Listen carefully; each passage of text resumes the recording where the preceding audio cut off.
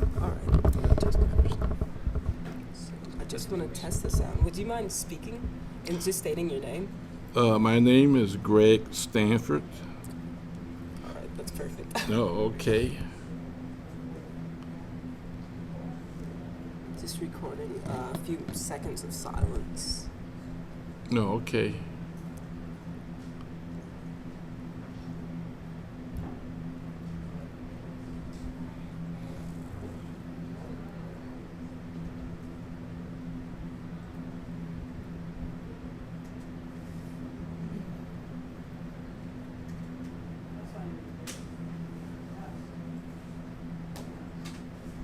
All right. Okay, cool. First of all, I'd like to thank you for coming and taking your No time to talk problem. with us. No problem.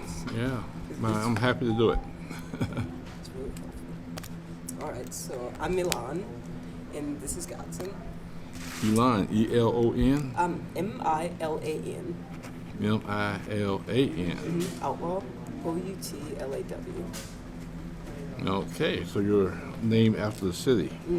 And Godson, Godson. Last name M-O-L-L. E-O. E-O. Last L. L at the end. Oh, M-E-L-L? Mm-hmm. Oh, okay. Okay, cool. And we'll give you our contact info after this too, just in case you have Okay, any more questions. sure, yeah. Okay. I guess we can begin by stating your name, age, and occupation. Oh, my name is Greg Stanford. My age, I have to think about my age. It's never foremost in my mind, but I am a senior citizen. And I was born in 1946 in September. So what does that make me?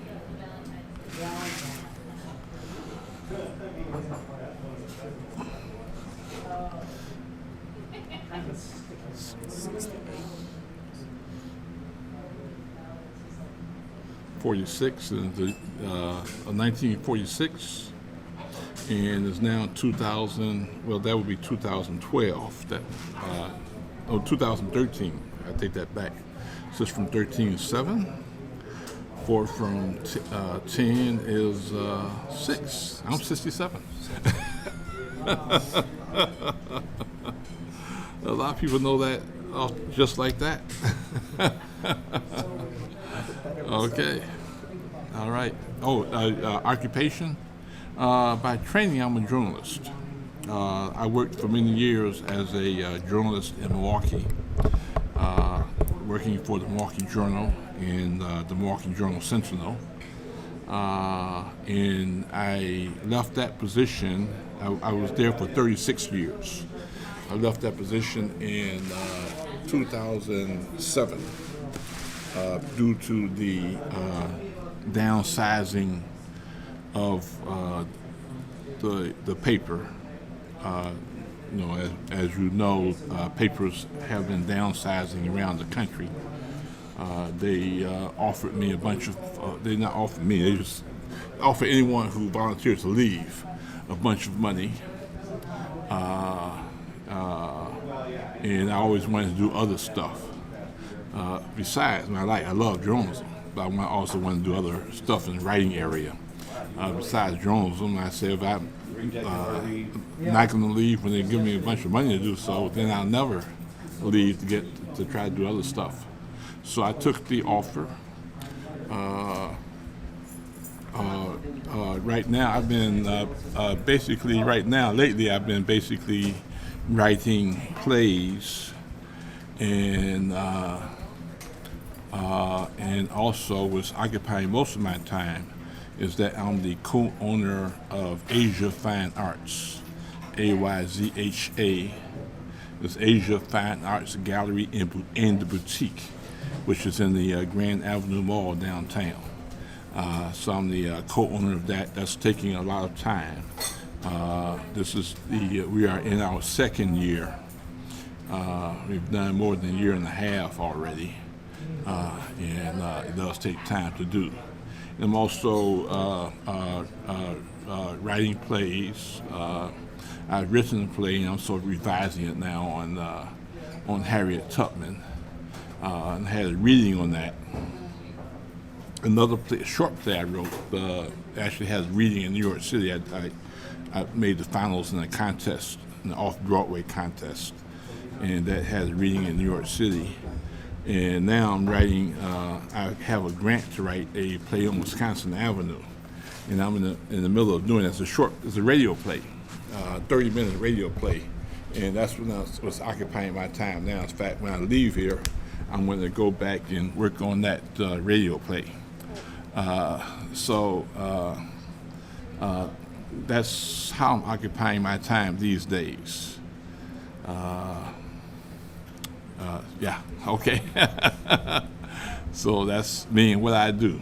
I think that was a great answer. So to go back to journalism, how did you get started in that? Oh, well, just that all the way through school, I was,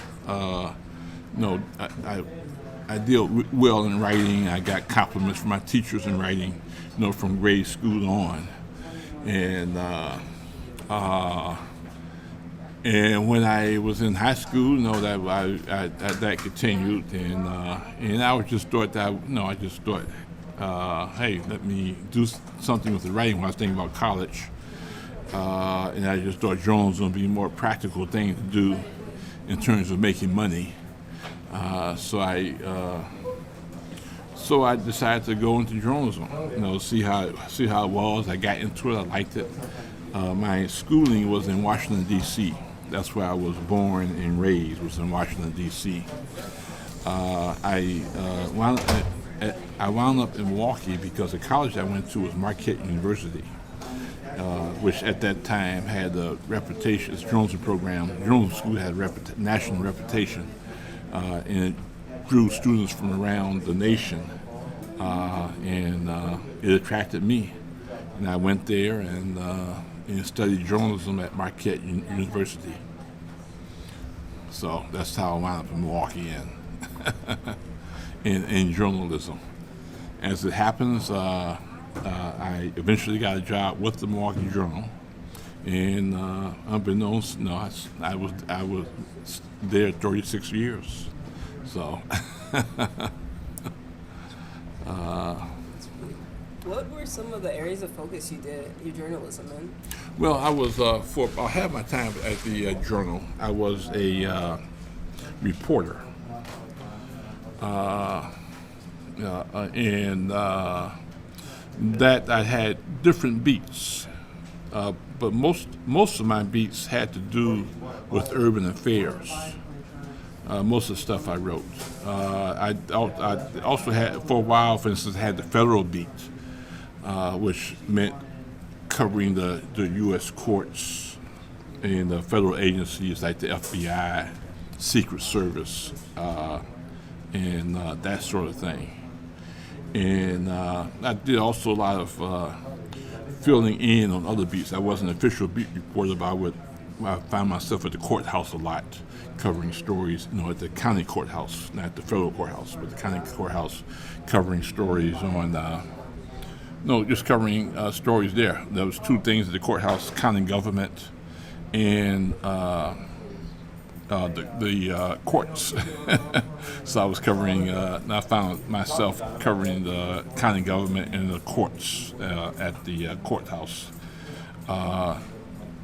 Been a lot for a long while. I was the official black community reporter, so I spent a lot of time doing things on the black community. I think I've done that. I consider myself two highlights of my career was two things. One is that at the Milwaukee used to have a police chief.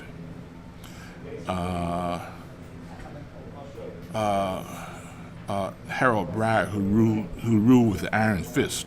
And he was chief for life.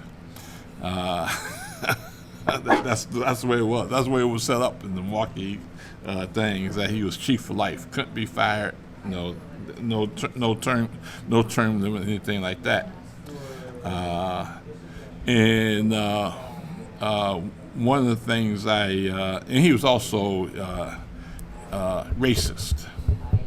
I don't know if he was personally racist, but he was his policies were racist. Let's put it that way. And one of the things I did was do stories on the plight of black police officers on the force who didn't get promotions, who were victimized because of their race and stuff like that. So, and one of the things that happened as a result of that was the U.S. Justice Department investigated the police department and threatened to withhold money from the city because of the racism on the police force. The only thing is, nobody knew about that. The investigations letters were sent, but they didn't bother telling the news media. And I learned of it and was able to break it. Got a front page top story about the U.S. Justice Department withholding funds from Milwaukee. And then I talked to the follow-up stories just on the plight of black officers. So I thought that was one highlight of my career. Another highlight, the second highlight, is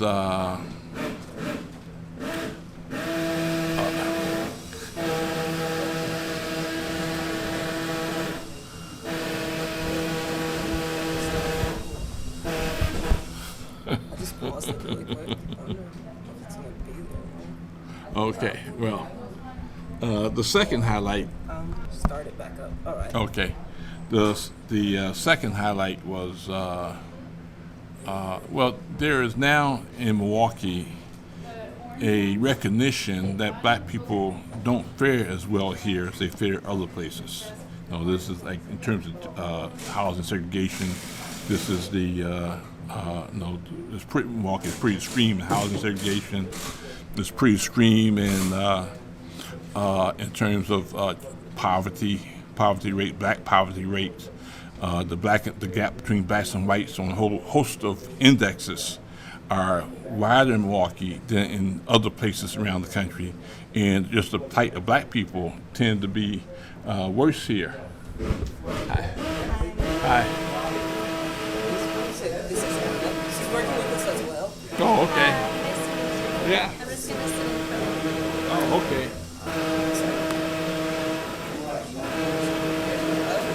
It's like how long they got to Yeah. So that was for another room. Well, maybe we can ask them to if they can hold off doing what they're doing for a little while. Yeah, I'll get that one guy real quick. Yeah. I'll be right back. All right. Okay.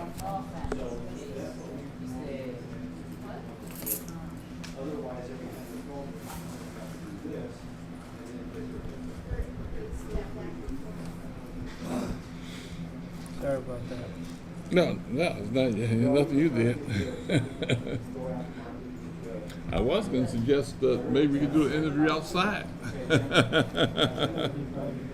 Yeah, I mean, I'm game for that,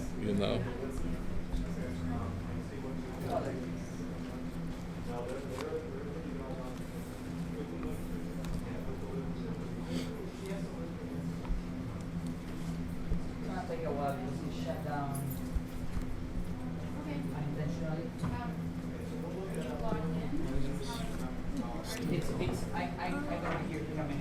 I just want to wait.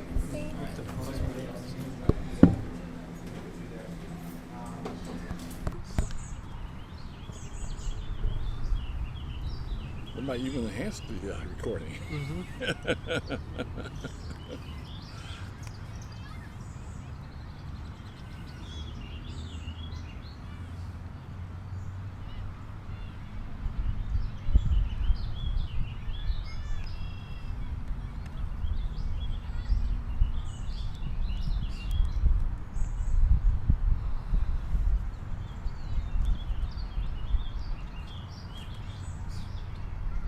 All right, Mr. Stanford. I'm sorry about that.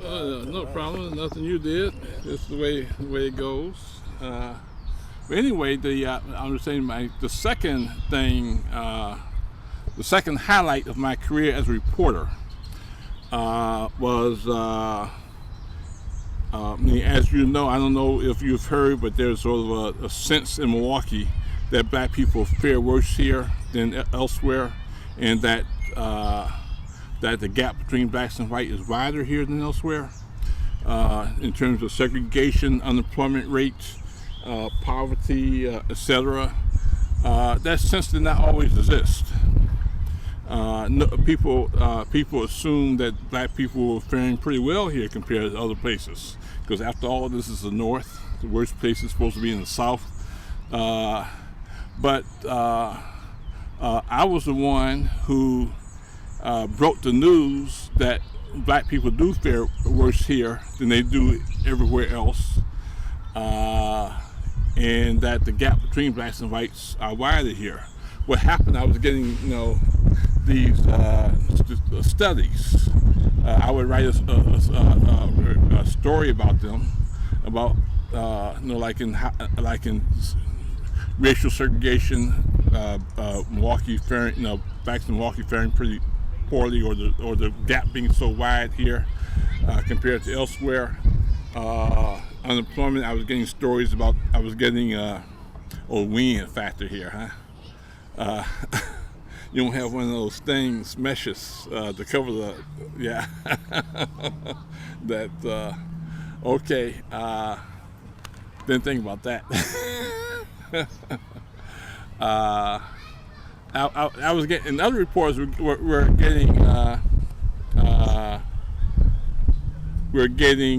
writing stories, but they be writing them, and then finally it occurred to me, wait, there seems to be a pattern here. Where in a whole bunch of areas, the situation is worse racially here than it is in a lot of other places, according to statistics. So I just went back and just put all of it all together for a story saying precisely that. It was the top story in that Sunday's paper, and that is what. And everyone was surprised. Milwaukee was surprised. The black community was surprised. They even held meetings about that, about the situation, because they didn't know. But anyway, it was I'm the culprit, the guilty person who sort of created this sense that things are worse here in Milwaukee for black people than elsewhere. As a result of as a result of that story. Then after I did the story, the Urban League did a study that basically was more academic than what I did, and basically confirmed the stories and had more data in the Urban League study. So I say those at that point the two highlights of my reporting career.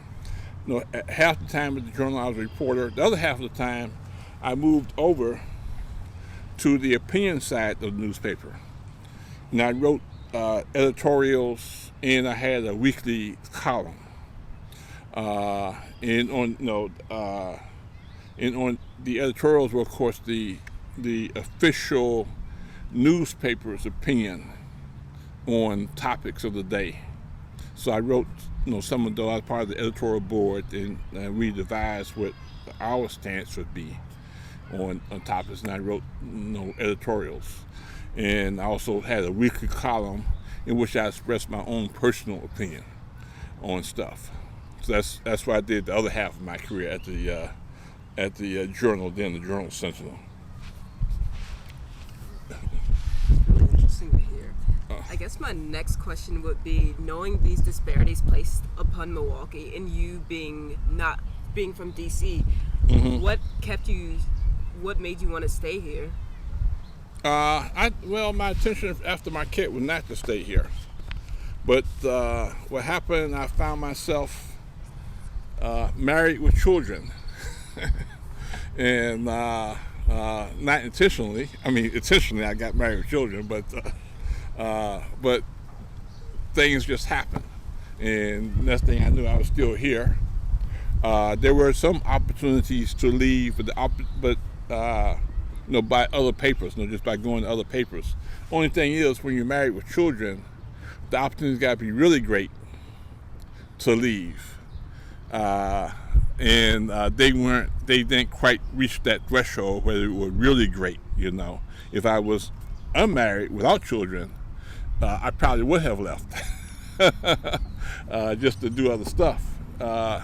But being in that situation, I just never got any opportunities that were good enough to uproot the whole family, start find schools elsewhere, and all that kind of stuff. Find stuff for my wife and that kind of stuff. You know, it just weren't that great. So no, and I had a job, so that I was here. Things weren't bad for me personally. They were well for me personally. So I guess I stayed because of my personal situation was fine, you know, here. Yeah. All right. Did you meet your wife in Milwaukee? Yeah, she was a student at Marquette. Yeah, we are now divorced, but she was a student at Marquette when we met, and I think I got married when I was 21. Yeah.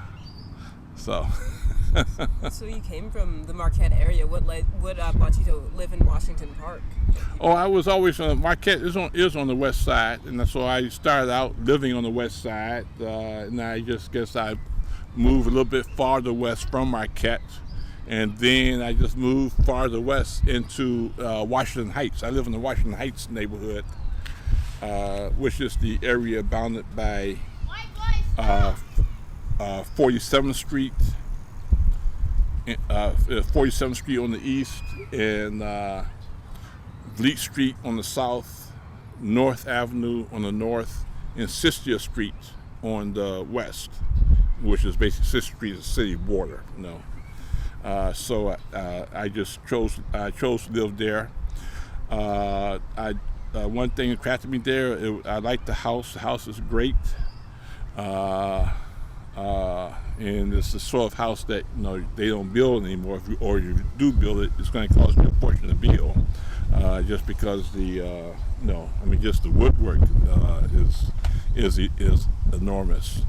And I like the house, and that's basically why I live where I am. And I'm also a city person. I live in the city of Washington, D.C. I'm not one of those that had aspirations to move out to the suburbs.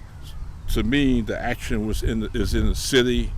That's where things are, and that's where I want to be, where stuff is. I don't want. Also, the city, closer to work. If you live in the city, I like that about the city, and it seems to be more real. The city seems more real. I mean, one reason people move to the suburbs is to get away from poor people. And I never had that aspiration, you know. I mean, I think things are trying about city life, but and mainly because of the way cities are in America, and because of urban sprawl. I mean, America is unlike Europe, has a whole bunch of sprawl going on, and that makes things trying for cities. You have so things are more trying than they have to be for cities, I think. But despite that, I will always live in a city, you know. You've kind of described your house, but we haven't seen it, so I was just wondering if you could tell us some more. Just give us a more vivid picture of your house. I live in a duplex. I haven't been renting out when I first moved there, we were renting out the upstairs. We don't do that now. So, the floor is 3 bedrooms. In addition, the downstairs has an extra room the upstairs doesn't have, that we're using as a TV room. It looks like, what style is that? I'm not too sure what style of house that is. It has some Frank Lloyd Wright windows on the house. You know what I mean by Frank Lloyd Wright windows? yeah. Well, you architecture, of course. It has some Frank Lloyd. Although one of the things that happened maybe about 4 years, within the 3 years I moved in there, was that I had a burglary and some Frank Lloyd Wright windows were stolen off the house. So that happened. I don't know what you could describe the style of house better than I can. So I'm not too sure what style of house that is, except that it. I see in the legal description in the city describes it as a duplex bungalow. I never thought my house was a bungalow because I think bungalows are smaller houses, but it describes it as duplex bungalow. So I don't know what that I don't know what that means. It's probably might be the more square footage in that house than the other houses on the block, which is one reason why I moved there. And the house is when I moved in, it has old siding on it. The siding, which is it aluminum siding, or what kind of siding is that? The siding was green. I thought it was a light pale green when I moved in. I didn't want to paint the siding because that means that every time you paint the house, you got to paint the side. Once you paint it, you got to keep painting it. But I finally broke down, and I was tired. I didn't like the color, so we finally broke down, and now it's a dark gray. The house is it's a dark gray with pumpkin woodwork. Is what it is. So in that way, it kind of stands out from the other houses on the street. I got in the house. I got a lot of artwork because we were art collectors. So there's a lot of artwork within the house, both upstairs and downstairs. For a while, we have been using. Now we're trying to rent out we could use the money. So now we're trying to rehab things and rent out the upstairs. We haven't done that yet. We're fixing things up so we can rent out the upstairs. Because one thing that happens when you don't work for the journal, don't have a steady job anymore, is that you don't have as much money. So we're trying to do that, and we're trying to make it go for business, and that takes money to do. So anyway, we're trying to rent out the. We will be renting out the upstairs after we finish. Just doing stuff to it. Things have to be done. You say we? Who also lives in the house with you? I have a partner, Cynthia. We both run the art gallery, and she's my long-term partner. Yeah. So. How long have you lived in the house? Bought the house in '88. So it's been a while now. 88. I bought the house. Yeah. So your kids grew up there? What was that like? No, the kids actually grew up on. I used to live in the Midtown neighborhood, so most of the kids grew up in the Midtown neighborhood on 24th Street, 24th and McKinney. What's distinct about that house is that there's a. We built a lean-to greenhouse that adjoins the house, and it's a solar greenhouse, a passive solar greenhouse. We worked with an engineer who was trying to do these, who had a grant to do this stuff, and so we let him use our. We had to pay some money for it, of course, but we let him do it on our house. And it's passive solar. There's no solar cells, in other words. Just the solar relies on the solar's sun rays to warm up the greenhouse, we have barrels of water in there to collect the heat.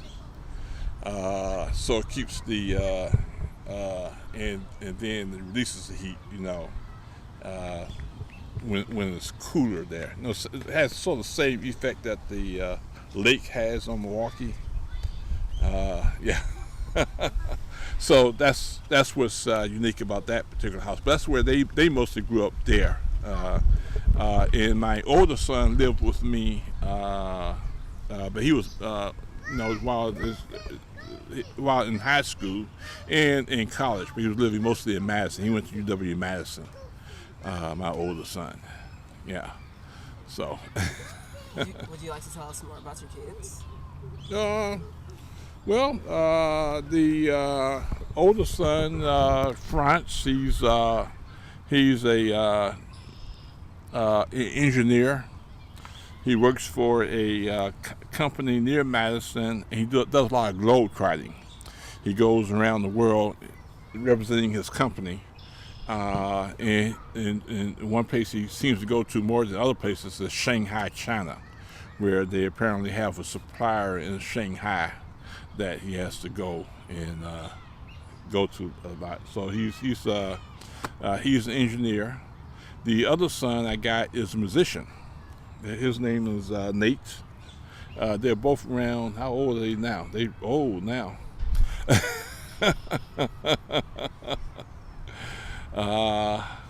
But he's a musician. He has a degree in music composition. He composes music for string instruments, and he has a band called Danger Flow. It's a hip hop band called Danger Flow. It's in Miami. The alternate weekly there called it Miami's hottest band. They perform for Miami Heat games, and they just won a thing with the State Department where they're going to tour the world, as ambassadors of the United States and perform concerts in various countries around the world. So that's Nate. Yeah, so that's Francis and Nate in a nutshell. Now I've also got a grandson, Miles, who's Francis' son, and he's both athletic and brainy, and he's I didn't realize how much how organized youth sports is these days, but they have levels. He plays soccer, and he's like on the highest league level in Wisconsin. And when he was a freshman at school, he was able to join the varsity soccer team. And he also plays baseball. He's also on the highest league level for baseball. So he's but the only thing is he's had injuries, so that sort of sidelines his career a little bit, his injuries. So that's them. Yeah. Have you influenced any of their interests, like within their careers? No, not really. I wouldn't try to do that, Just wanted to make sure they got through school, but I wanted them, wherever they did, to be their own choices, But my goal was to get them to school. I'm glad they didn't go into journalism. I tend to describe them as my rich son and my poor son. The rich son being the engineer, and the poor son being the musician. But anyhow, one of the things I did do, I don't know if you, one of the things I did, neighborhood-wise, is that while I was going to, it just stopped me if this is not the direction you want to go into. But while I was going into, while working at the Journal, I did not do any neighborhood stuff, much neighborhood stuff, just because that was frowned on in the journal, joining neighborhood groups, stuff like that. When I left the journal, I found I didn't have that excuse anymore.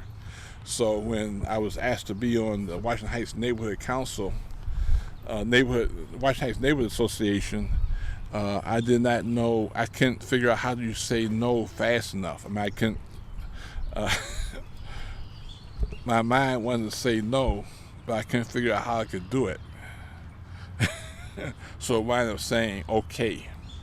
So I was a member of the Washington Heights. I was we call it the Washington Heights area is broken up into 9 areas, I think. And I was a member of Area 3 on the Washington Heights Neighborhood Association. And Area 3 is probably the most troubled area. The place where I live is probably the most troubled area of the Washington Heights neighborhood, which is a really nice neighborhood. But Area 3 is the most troubled of the 3 neighborhoods. I was on that. I was their representative. One of the things I did when I became representative, I just tried to go door to door and just find out what people wanted of their area representative, what they how things were for them in the neighborhood and stuff like that.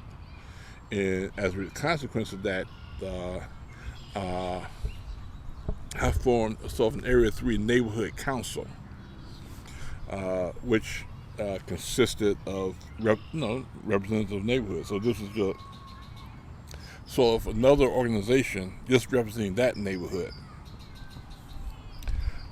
So that's one of the things I did, neighborhood wise,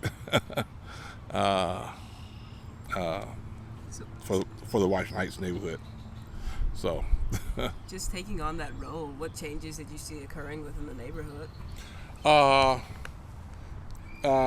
saw things get better for a while. And one of the things we had issues. And I did see things get better for a while. One of our issues was simply an issue with landlords who own property in the neighborhood, and one of the keeping up their property, and 2, the behavior of some tenants who lived in their property. They didn't seem to care who they rented to in some cases. So we tried to do stuff like, one of the things we did was send letters to landlords, contacted them, and also contacted City Hall to get City Hall, the building inspector, to get the building inspector on our side. And there were improvements as a result of that. One of the things we did was, that's why I brought this. I just thought, well, as long as I'm coming here, let me just bring stuff. I didn't know what y'all were interested in. One of the things we did was develop neighborly rules that we passed out to houses in the neighborhood. It took us a while to develop those rules because we had to meet as a council and decide what rules we wanted to put down here. It just took us a while to hash things out. So that's one of the things we did, and we passed it out to all the people in the neighborhood, talked to them about the rules. We sent letters to landlords, all landlords in the neighborhood, and we gave them the rules and asked them to let the tenants know about the rules. And things actually did get better. Another thing I did was I put out I don't know, you call this a newsletter, which basically the printer was my printer at home, and just newsletter about neighborhood stuff, and just about Area 3, and it came out about quarterly. So that's another thing that we did. And also one of the things I did, this wasn't in connection with the Area 3, but it's in connection with Washington Heights. So I led a committee that looked into a home ownership in the Heights, the home ownership committee. And one of the things that we did was just simply put together data, the state of home ownership, by area in there. So I don't know if y'all want this stuff, but I'm going to leave it with you. Just sample of what we were trying to do there was in terms of cruising. I say things got better. I since don't hold that position. I sort of stepped down. One thing I wanted to do other stuff. I thought I didn't quit the journal to run the neighborhood organization. I quit the journal to write. And I was finding I wasn't getting writing done like I wanted to get done. So that's one reason why I eventually stepped down, served my term. But after I served my term, I just said, no, let me just pass on the torch to other people. But was hard to get other people to volunteer to take over. And so that went for a while, but sort of fell apart. Now they're trying to revive it again. But you're talking about working people, got jobs, got busy lives. Life is hard, and this requires extra effort. So it's kind of hard to maintain these kind of efforts. I couldn't maintain it forever because I want to write. But now, now, despite the progress, I think the neighborhood, my block, I don't say the neighborhood, but I say my block that I live on now is worse than it ever was. And just in terms of landlords not keeping up the properties, litter being in yards, noise. We got people, music booming all hours of the day and night, including 3 o'clock in the morning. Music booming out there. And so I just think it's. But if it's going to take if it's going to take me giving up my writing to do that again, it can't take. It's worse than it has ever been right now. So that kind of makes me feel depressed. After all this effort I put into it, and to see improvement, and now it being worse than it's ever been, that does make me depressed. So anyway, that's sort of the current situation, and I don't know what I think the only thing that we've done about it is for people to take over those houses. Good people take over the houses where the problems are coming from, and I think because I think that's maybe the long-term solution. But to be able to take over the houses, I mean, you have to have money, and that is a problem. We got a struggling business going. That's where our money is tied up in. But that's what I've been thinking of lately. How can we take over the houses where the problems are? And so that's anyway. So you said that has depressed you. How has it impacted other homeowners? Badly. The woman next door to me, the family next door to me, the Thai family, talking about moving because of it. This causes people to move. This causes good people who keep neighborhoods stable to move. The block I'm on happens to be a small block, so it seems like most of the houses are on that block are now absolutely owned. It wasn't always the case, but it seems to be that case now. So the stability on the block is just it's a small block. There's only a few houses where that are stable houses, and we sort of reached the tipping point where most of the houses are now problem houses. I don't believe that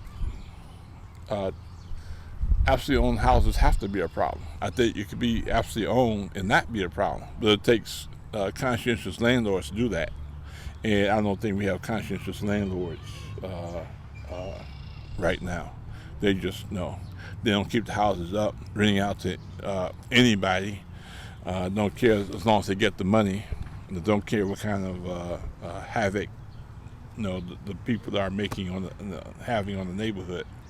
So, but there are one of the more active members. Some of the more active members of the Area 3 Council were tenants. So you don't have to.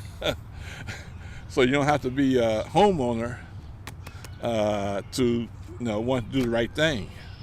But those were tenants who had good landlords, and they were also felt a stake in the neighborhood. They also wanted a good neighborhood. So, so anyhow. So, what do you see as being something that that will help keep the neighborhood stable? What keep the neighborhood? Well, you got to just get rid of bad landlords. And the solution I see in my case is basically to buy the houses of the bad landlords. That's one thing. People thought. Also, I have no faith in the police. I think it would help if the police had more presence on the street. Like the music blaring 3 o'clock in the morning. That seems to be something the police presence can do. So I have absolutely no faith in the Milwaukee Police Department.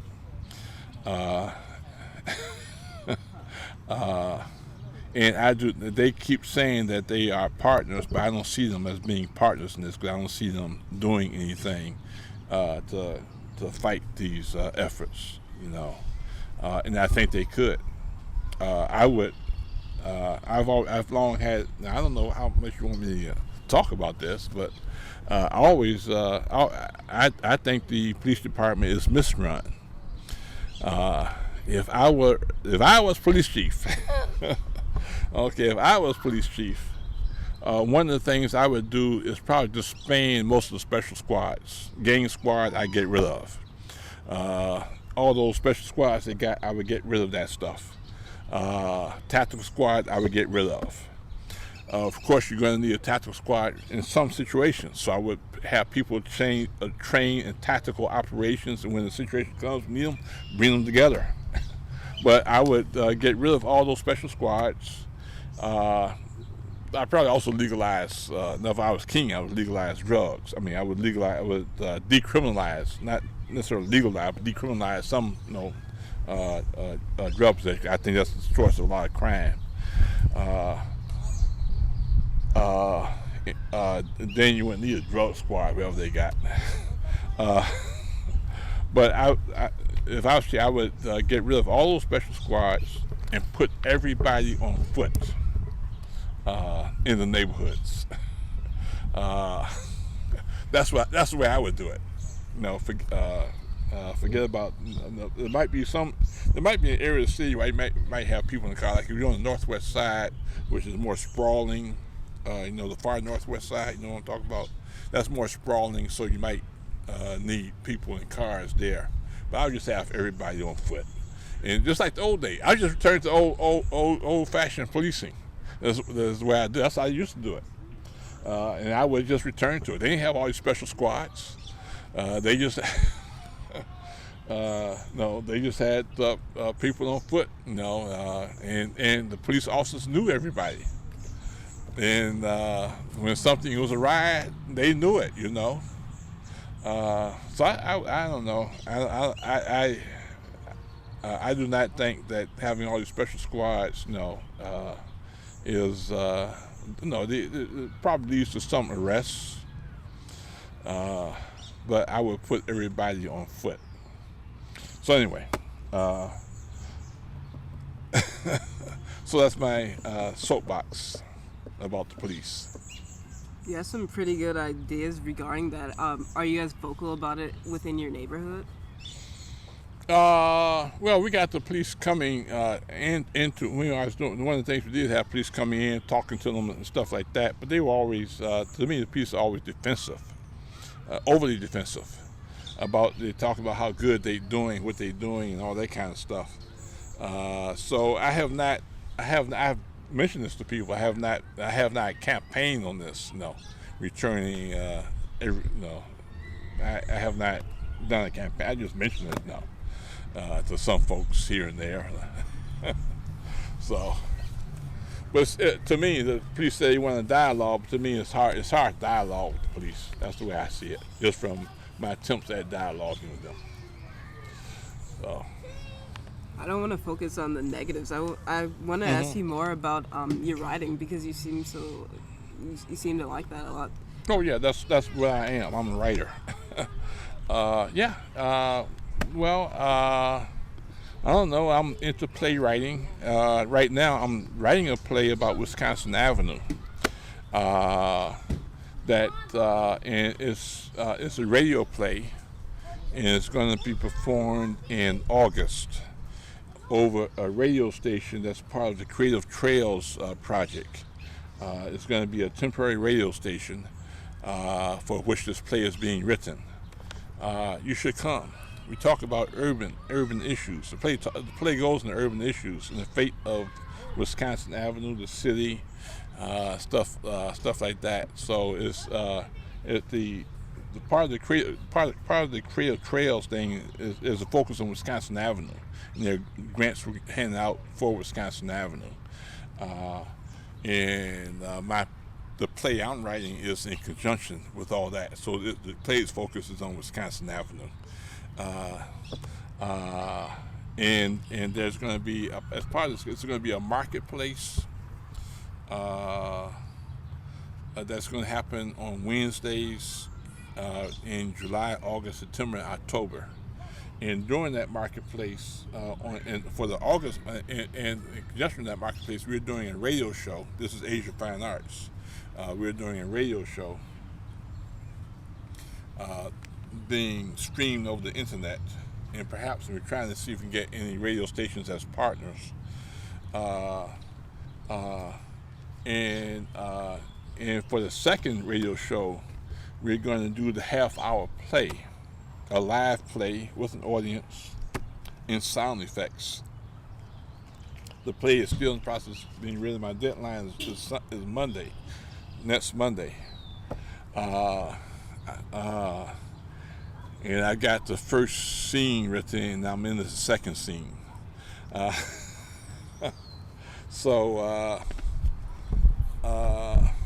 anyway, I if y'all can stop by, I think it's relevant to the class, myself, because y'all do urban stuff, right? Yeah, I think it's relevant to the class. The play is a way of. It's also let me just warn you that. Play also involves fantasy, some fantasy, or fantasy or sci-fi, one of the two.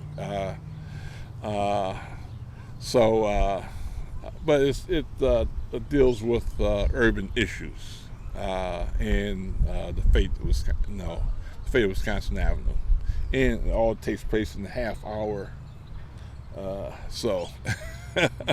And I'm still working it out. Yeah, so that's basically that's what I'm doing right now, is that play. Now also I'm busily rewriting. I had a reading, as I said, on the Harriet Tubman play. I'm busily rewriting that, and I'm still in the rewrite process on that one. But the rewrite process is nearly finished, so my next step is hopefully to get a theater company interested in putting it on. So we'll see. Where do you get most of your writing done at? I get most of it done at home, but also one way I get some writing done is on the train. I found out I made a lot of headway on my when I was doing Harriet Tubman. I was taking the train out to her territory. She's was in Maryland, and it was called the Eastern what the heck is that called? Well, she was in a section of Maryland, so I would take the train out that way and write. I find train is a good place to write. So I would go into the club car and spend my time writing while in the club car. Also, I do write at home in my office. Also, I find sometimes when I found my home, there are too many distractions.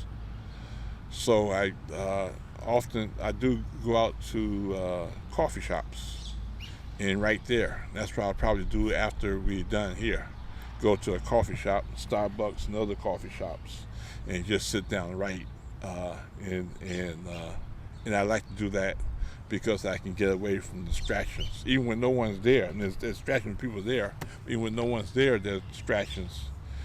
Just because other things, I gotta take care of that, I gotta take care of that. That's at home. But if I'm away, I can just concentrate, focus on the play. So anyway, that's where I get plays done. I'm thinking about just taking train rides so I can write. Yeah. I guess as a writer, a lot of writers have a process that they like to go about when writing. Do you have one that you could describe to us? I'm gonna head out. Sorry, I just wanted to follow you. All right. Talking. So good luck with your play. Thank you so thank much you. for letting me sit in. I'll see you guys later. Oh, okay. Do I have a process? No, I basically sit down and write. Although research, I mean, I do research. So I tried, like when I was doing Harriet Tubman, there was a lot of research involved in Harriet Tubman. And the research included, going out to her, where she was, where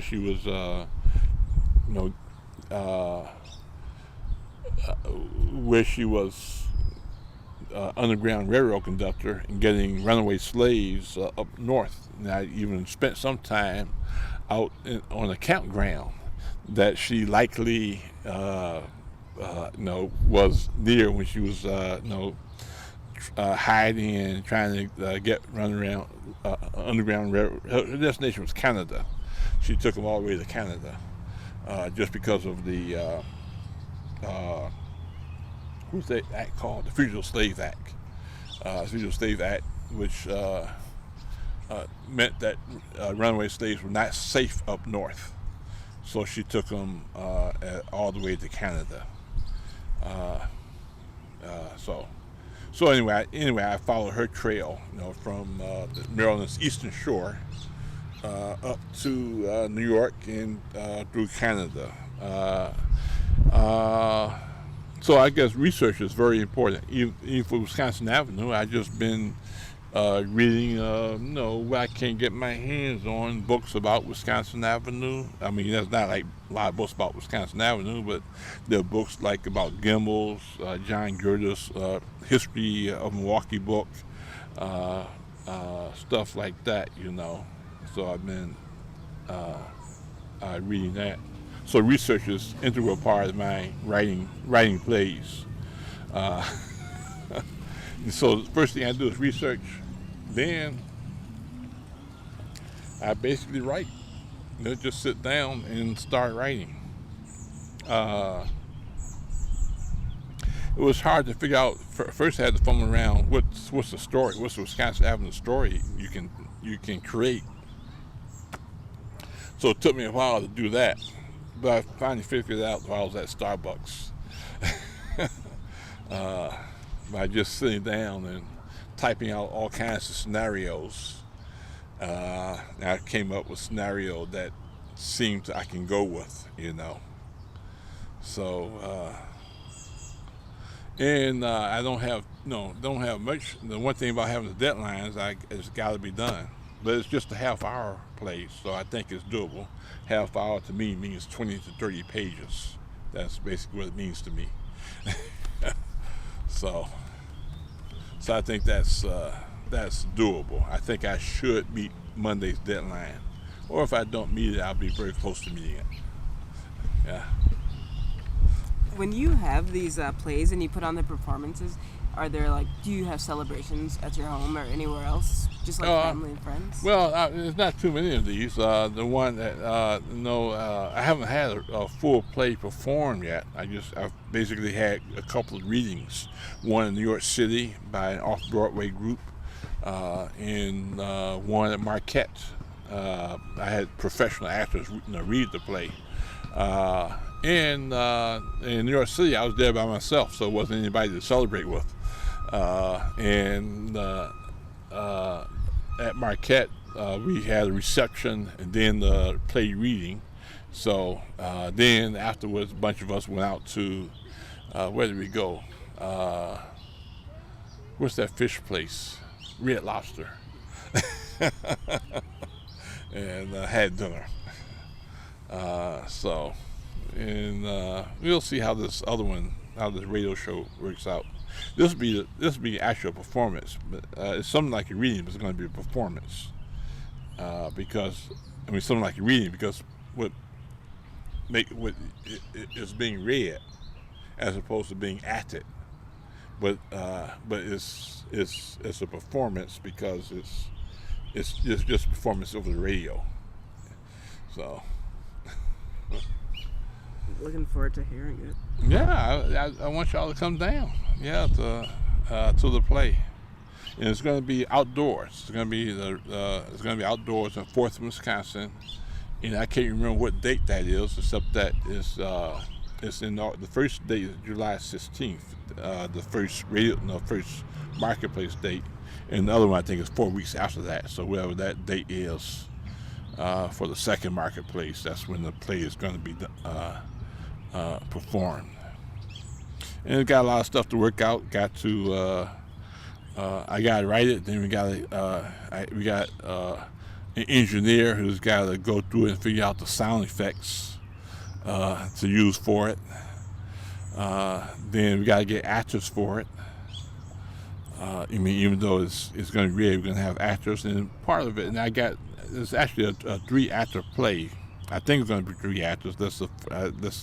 So far, it's 3-actor play. I think it's going to stay that. But we're going to have some bit parts, some characters, like say 1 or 2 lines.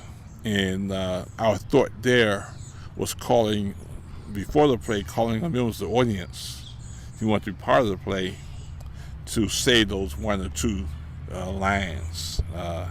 So anyway.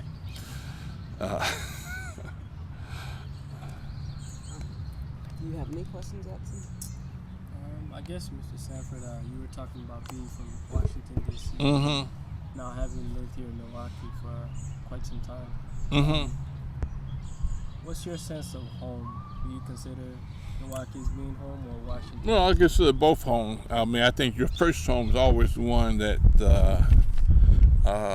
you feel is more home, I think. I don't know. But definitely Milwaukee is home. That's for sure. And I'll probably stay here. I probably would not go back to, as long as I've been here this long, I'll probably stick it out here. I probably will not go back to Washington, D.C. except to visit. So, yeah. So like I said, so I'm not too sure how to answer that question. Yeah. Since I don't know the answer to the question. Do you get a different sense of community comparing the 2 cities? It's hard to say because I was growing up in D.C., and here I was living as an adult. So that's 2 different perspectives. One thing I do notice is that I lived in in terms of the neighborhood I lived in D.C., that was a real neighborhood. It was almost like a small town because everybody knew each other. We all knew who each other was. We all kind of watched out for each other. The elders of the neighborhood knew who we were. You couldn't. It was very cohesive, It was a very cohesive neighborhood. Now, the neighborhood I lived in was in southeast Washington, D.C., and it was sort of an isolated neighborhood. You know, it wasn't, it was isolated. There were no stores in the neighborhood. It was just houses and a huge playground. The biggest playground in D.C. was in that neighborhood. In woods. Across the street from me were woods. Which for kids, that was a paradise. I mean, huge playground, woods, and then there was the name of the neighborhood is called Fort Stanton. The reason it's called Fort Stanton is because there used to be there was a fort in the neighborhood. There used to be a civil rights fort. The fort was actually a cave, and they had bars up so you couldn't go through the cave because it's supposed to be dangerous. Of course, we went through the cave. And that we talk about, I mean, to me, that's why I regret is that what I think. I mean, I said this is a paradise for children, and I just wish all kids had such a paradise to grow up in as I did. I mean, huge playground that you could. I mean, I spent all day at the playground, playing basketball, baseball, football, table tennis, and all kinds of other stuff. Or we spent days in the woods. I really used to camp out in the woods. Not camp out, but we had this ritual where we would collect soda bottles. A group of us would collect soda bottles. We'd walk long distance to a small store. There's a tiny store. It's the closest store. It's about, I don't know, a mile away. So we walked there to this tiny store, cash in the soda bottles. And with the soda bottles, we buy hot dogs, cupcakes, and soda. Take that into the woods, go make a campfire in the woods, heat up the hot dogs. No, we also have buns. Put it on put the hot dogs on the buns and camp out. You know, that was also something one of the things that we did. So anyway, I don't know. I do have fond memories of growing up in D.C. You know, so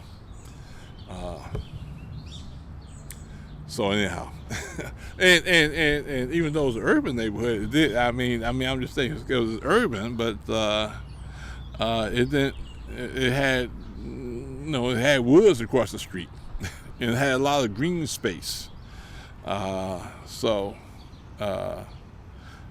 anyhow, even though it was urban, I don't know, some aspects of living out in the country, even though it was pretty urban. And another thing I liked about it was the Washington D.C. had a system where you had sport, you had leagues, and the leagues were. The playgrounds were the teams. So I played for Fort Stanton, and then you would go to other playgrounds, play other teams. I noticed this seemed like Milwaukee had that kind of it had stuff for children, but then it didn't seem to have the kind of where you just go to your local playground and can join their baseball team or track team or whatever, and compete with other playgrounds around the city. So, but anyway, I like that about DC. So, sorry. What are some of your fond memories living in your home here? Oh, here? Well, here I was an adult.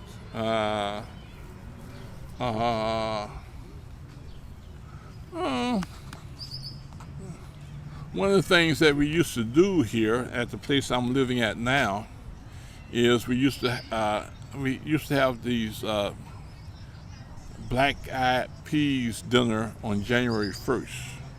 Not New Year's Eve. And we started out, we have like a few people over, shared dinner, including black-eyed peas. We have a lot of other stuff too. So black-eyed peas was misnomerous. And it seemed, by advertising that way, it gave people the wrong idea. They thought you come here and have a bowl of black-eyed peas.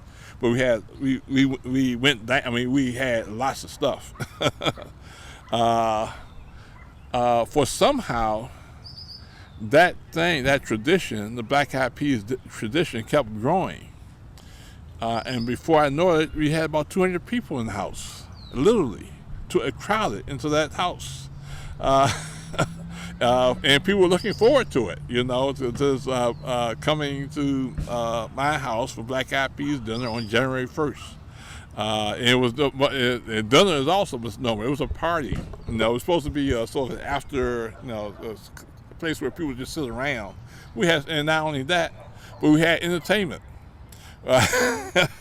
We had these, one thing about Cynthia, she gets to know a whole bunch of people.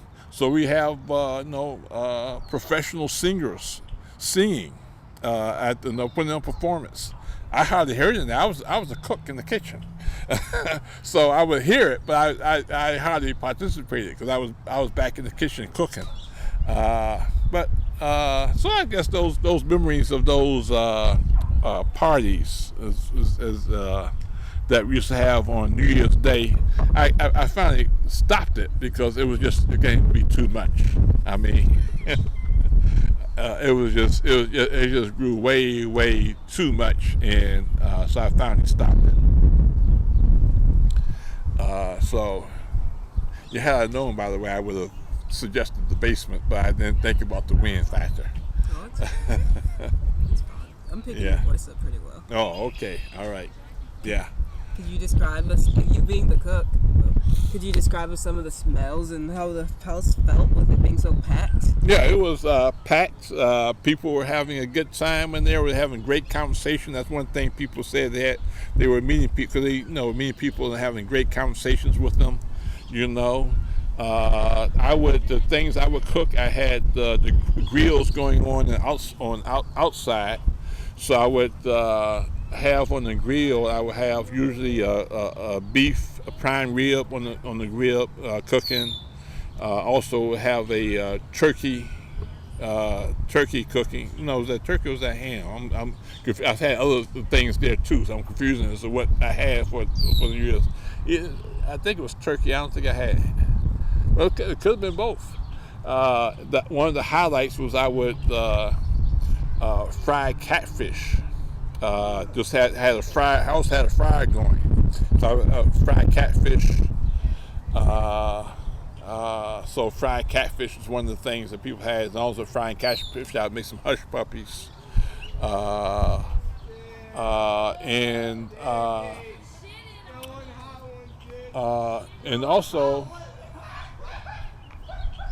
also had beforehand I would have made dessert. I had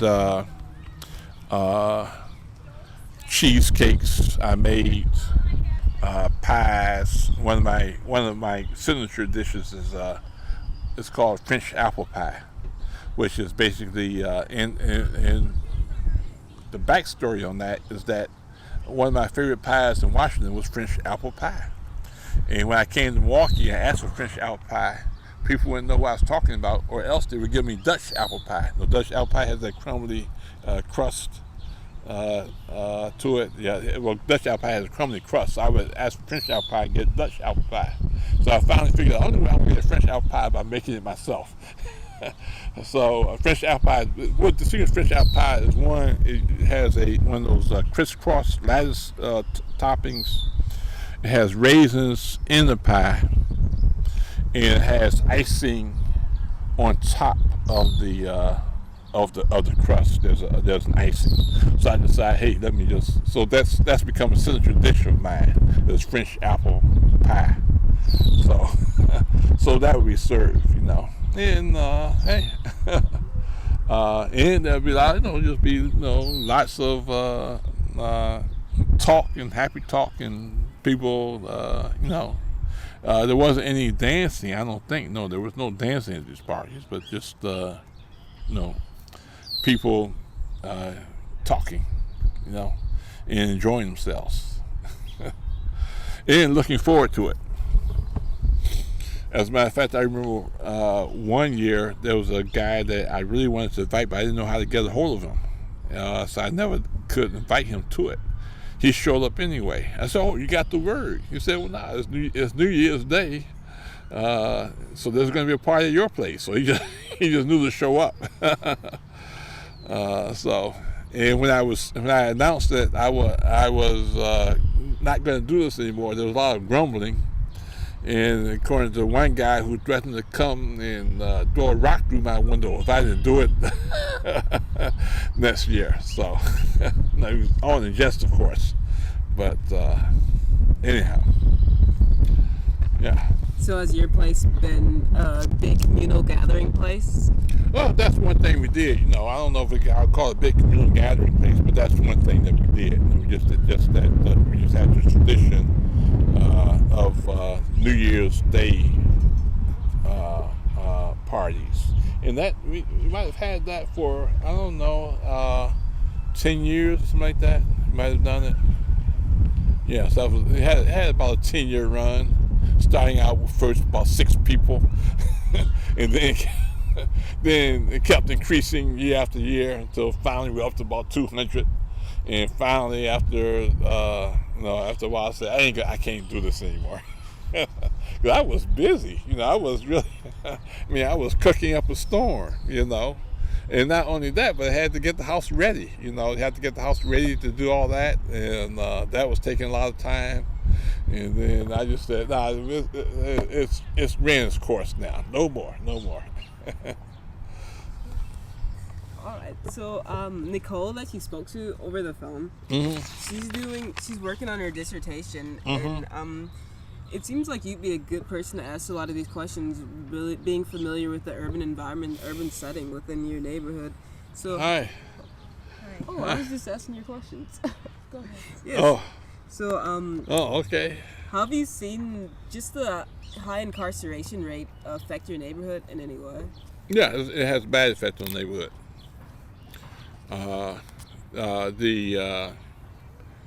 As a journalist, I was always, I was on the opinion side, and I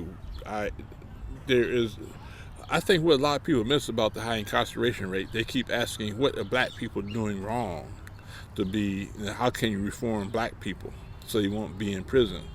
But the high incarceration rate, to me, has a more direct cause than black people doing wrong. The more direct cause is the legislature, the state legislature, making stiffening crimes and getting carried away, running on the issue of law and order, and therefore so that they can get elected, continuously toughening crime. It was happening during the 1980s. I was commenting on it. I was writing about this. I said this is bad. This is going to lead to high incarceration rates. So high, it's going to hurt you because you're going to have to keep building more and more prisons to accompany this thing. Stop it. So I was there commenting on it as the legislature was doing what it was doing that led to these high incarceration rates. I blame the state legislature, politicians, more than I do the conduct of black people for the high incarceration rates of black people. One reason, if the high incarceration of black people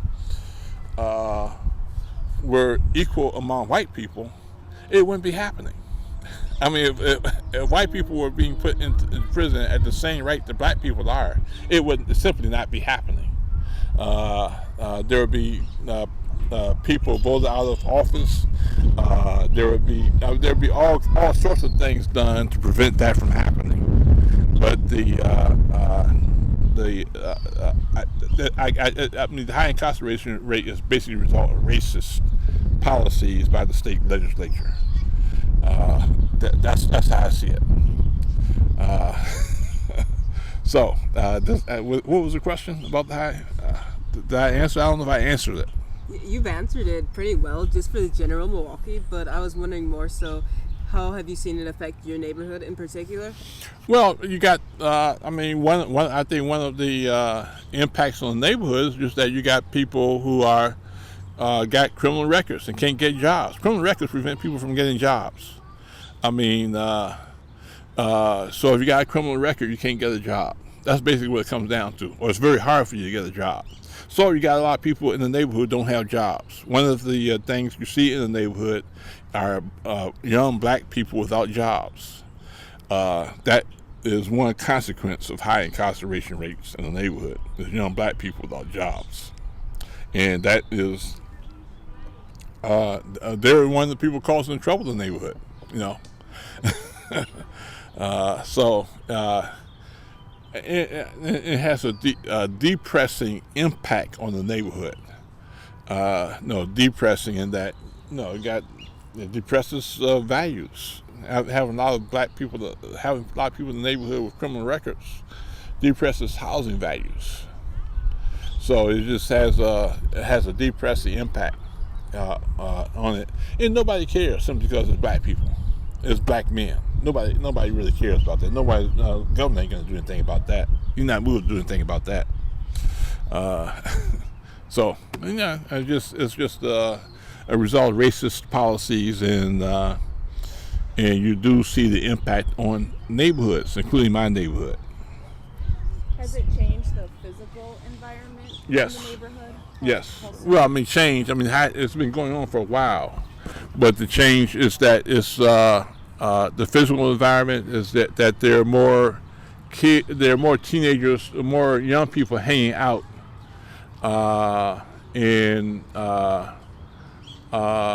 which is not a good thing. Young people hanging out in the neighborhood is not a good thing.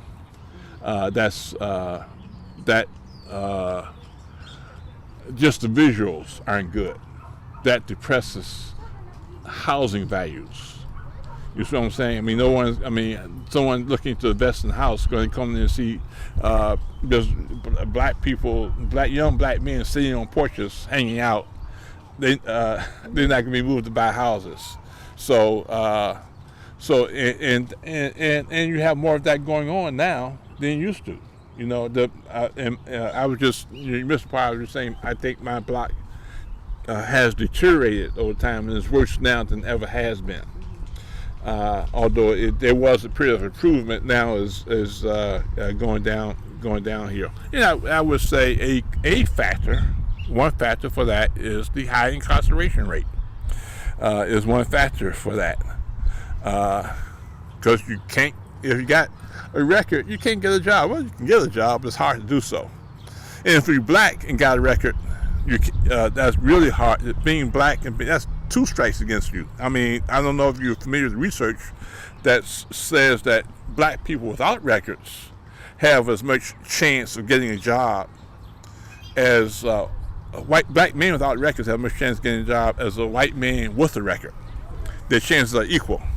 So you get a black man with a record that you talk about nigh unto impossible to get a job, you know. So I would say that the high incarceration rate is definitely having an impact on the neighborhood, and that one way to improve Milwaukee and Wisconsin is to cut back on that high incarceration rate. And I would say it's also leading now to, it's just having devastating impact. I mean, just in terms of people, in terms of what it's doing to young lives, you know. I mean, we got the situation now where, in the old days when we had industry in town, there was factories would employ people. You don't have that situation now, just because we don't have the industries that used to employ people. One of the things I used to do is interview old timers about the old days, and they would tell me how, if they were, they could quit a job at one place, at one factory, and just go across the street to the other factory and get a job. That's how, but you can't, that's not happening these days. And then, you could say high incarceration rate is a consequence of that. What to do with young black people? Well, put them in prison because there are no jobs for them. There's no jobs for them now, so just put them in prison. And that way you give jobs to people in rural areas who man the prisons. So anyway, let's put it this way. I've written about this. This is one of my the stuff I've written about, and have I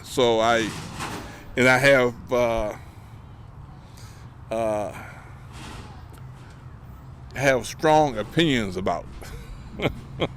And I was writing about it as it was happening and said, please don't do this, because this is going to be the consequence. They did it, and this is what the consequence is. So, yeah. Anything? How does that make you feel about the area when you warned them that this would happen and it happened? No, well, no. Of course it's happening, you know. I mean, that's doesn't make me feel satisfied. Well, of course this is happening. But one thing I do get a little miffed at is that people misdiagnosing the issue and saying what are young black men doing wrong. I don't think that's the primary issue. I really don't. I think that's a fit question to put to young black men. But for the social, but for society, the question I think we need to ask a different question. Now, what led to that high incarceration rate? How come we got people serving, black people in prison for all this time for crimes that used to not result in all this heavy prison terms, you know? So not that there's, I think that you can always ask anybody what they can do right, you know, and don't go down that path. I think black people ought to know that what their destiny, as far as the system goes, we can go into what I mean by the system, but as far as the system goes, their destiny is prison. I think young black men need to be warned about that. This is what the system got for you, is prison. Now, are you going to accept that, or are you going to fight it? So I think no. So anyway. Thank you very much for your answers. Do you have any questions for us or any comments? No. This is going to this project is going to result in what now? You're gonna, the recordings and all that. What's the result of that going to be? We're gonna take them all and put them all online. So. Oh, okay. So students can access them, as well as Washington Park community, just members, so they'll hear the oral history of the people who live in their area. Okay, all right. Well, cool. Sounds good. That's your legacy. Okay. Should I go back and excise something? Okay.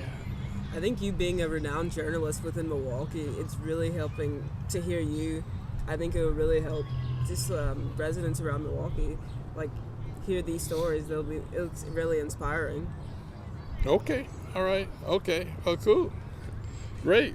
So thank you very much for your time. Okay, well, you answered very good questions. You asked very good questions. You answered them. And I'm looking forward to going to your play. Your performance. Okay, cool. Yeah, we'll. I'll keep you posted on that. Because I do have. Whose email do I have? I got your email. And we'll give you the rest of our contact info after this too. Oh, okay. Yeah. I'll be sure to keep you posted on that. But so far, it's going to be in August, and I think that'll be about the third Wednesday in August. I think that's when it is. Yeah. All right. I think so. Yeah. Check it out.